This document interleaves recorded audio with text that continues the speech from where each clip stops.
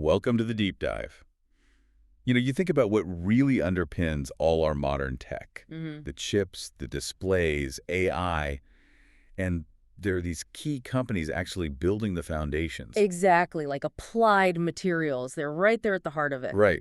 They call themselves the leader in materials engineering solutions, Hmm. basically making the stuff that makes, well, everything else possible.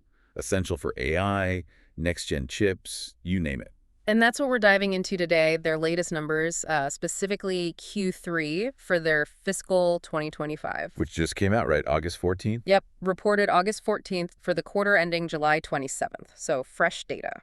And our source is their official news release. It's got all the financials, the segment details, what management's saying, A whole picture. and crucially, their look ahead. So our mission today, it's not just reading out numbers. We want to unpack this for you. Yeah, what's the real health of the company? Any surprises? And what does it tell you about the wider semiconductor world, especially now with what they call this dynamic macroeconomic and policy environment? Okay, let's jump in. The headlines. Wow. A record-breaking quarter. Definitely. Record revenue, $7.3 billion. That's up 8% from last year. Which is solid growth. And look at the earnings per share, the non-GAAP number. $2.48, up a huge 17% year over year. That's really strong. It absolutely is. And the profitability underneath that, very healthy. Gross margin, just under 49%.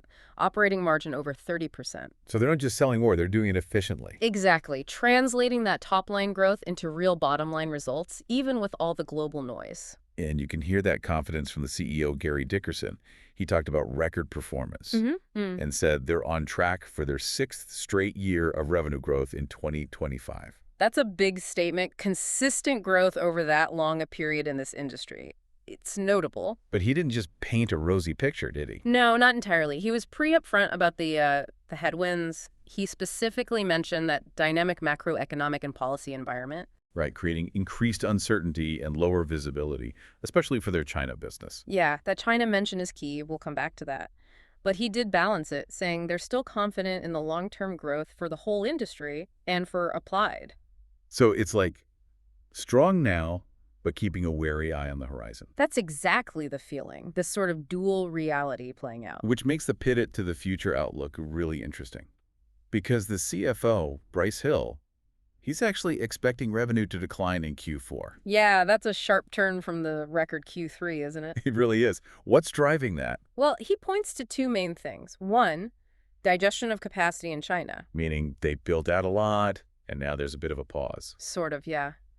And second, non-linear demand from leading-edge customers. Basically meaning the big players aren't ordering smoothly, maybe because of their own fab timings or market concentration. Okay, so some bumpiness ahead. No. How do they plan to handle that? They're relying on their strengths.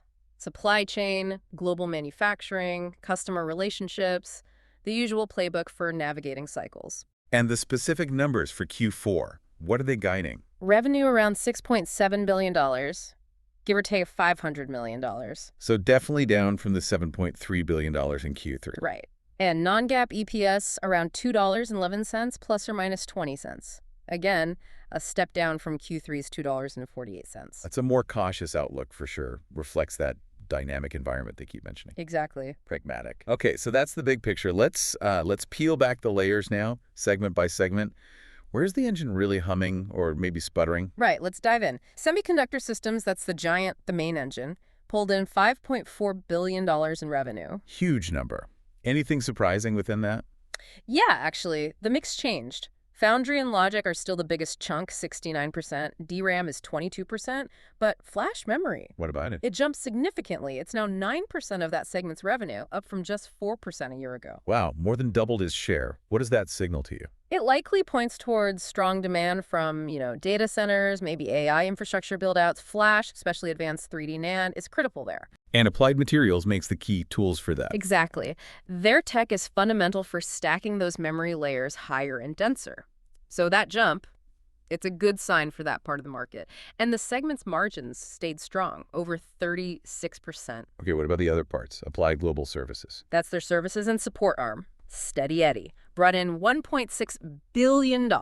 Recurring revenue, keeping the machines running? Precisely. Margin was 27.8%, slightly down from last year, but still very solid. And the last one, display. Smaller, right? Much smaller, yeah. $263 million in revenue. But here's the really fascinating bit. The operating margin. What happened there? It skyrocketed. It jumped to 23.6%. Last year, it was only 6.4%. Whoa. From 6% to nearly 24%. How? It strongly suggests they're selling into higher value display tech now. Think advanced OLEDs, maybe even early micro-LED stuff where the manufacturing is complex and their equipment commands a premium. So getting much more profitable in that niche. Exactly. A really interesting development in a smaller segment. Okay, so those are the business segments. Now, how does this map onto the world, the geographic revenue? That looked pretty dynamic, too. Oh, yeah, definitely some big shifts. China actually became their largest market this quarter. Really? Despite the uncertainty warnings? Yep. 35% of total revenue came from China, up from 32% last year. Huh.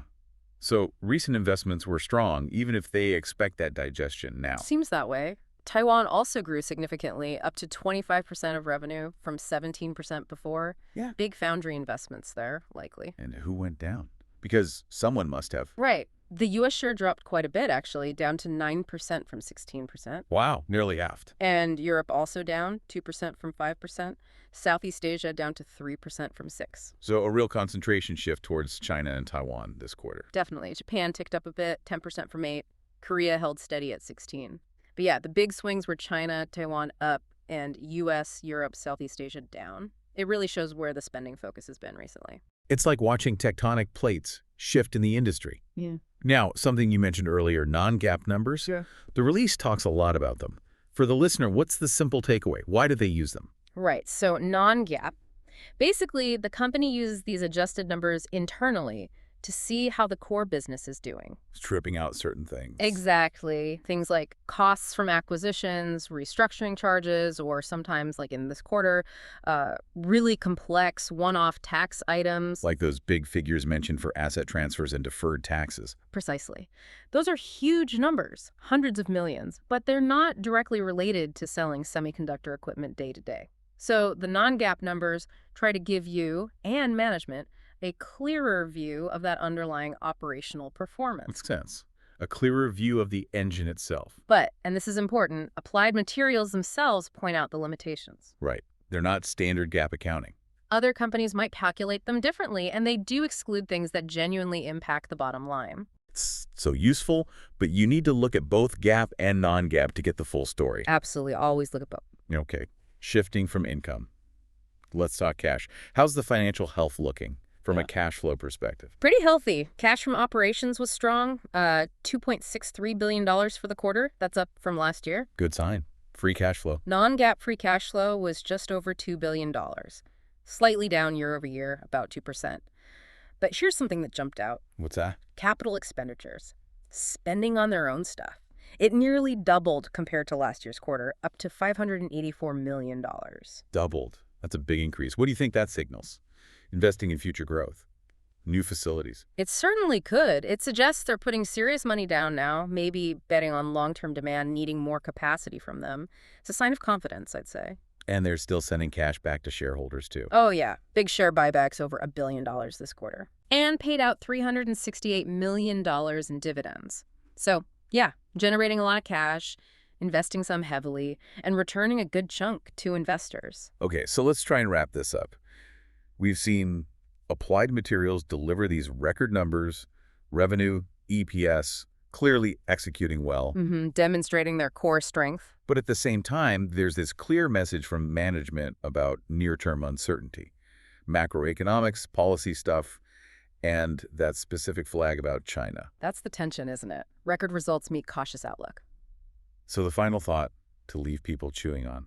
Yeah. What might that be? Well, thinking about that digestion in China, the non-linear demand from big customers, those geographic shifts we saw, and that big jump in their own capital spending. Yeah. What does all that tell you about where the whole semiconductor industry might be heading? Are we maybe entering a period that's, I don't know, choppier, more volatile, more regionally focused? Yeah. And how does a giant like Applied Materials keep navigating these shifting currents, both market-wise and geopolitically? Lots to think about there. A global game with constantly changing rules. Exactly.